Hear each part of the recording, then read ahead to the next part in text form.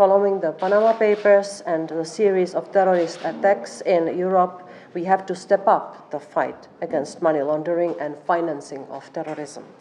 I feel there are gaps in the Maltese system.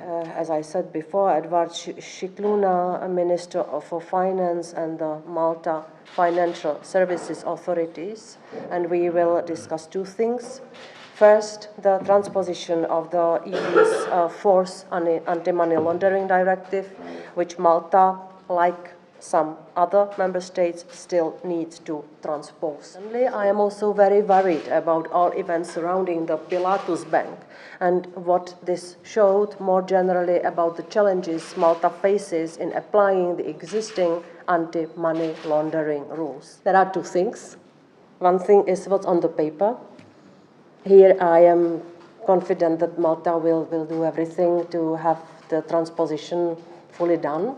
The second thing, how the rules are applied in practice. And here I want to see more activity and better functioning system, because of course the Pilatus Bank case revealed that there are some shortcomings. And the question remains if it is just in this one case, or whether it revealed a systemic problem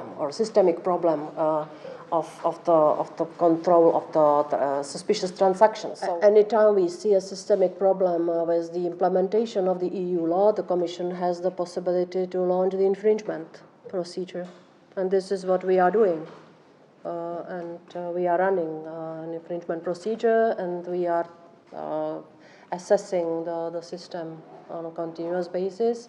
And at the same time, as I said, we ask the European Banking Authority to go more in depth into this case, an issue that deeply shocked Europe, the assassination of Daphne Caruana Galizia. I will meet tomorrow with officials overseeing the investigation in the murder of Daphne Caruana Galizia. In both cases, the Commission expects an independent and thorough investigation to uncover who is really responsible for Daphne's murder. I have a very good impression after the meeting with Chief Justice. I also had a privilege of speaking to the representatives of the Chamber of Advocates and of the Association of Judges and Magistrates.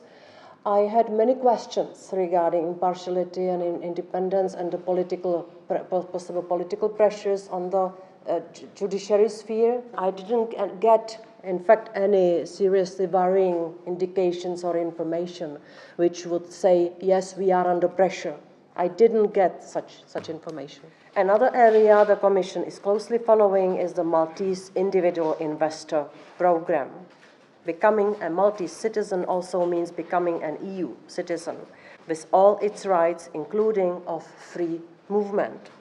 The Commission's role is to guarantee that EU citizenship is delivered to people who actually have links to the country in which they apply for citizenship.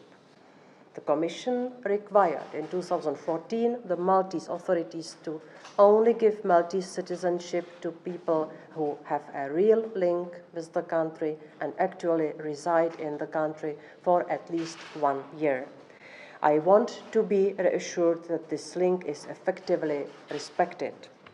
My teams are now working on a report looking into national schemes granting EU citizenship for investors.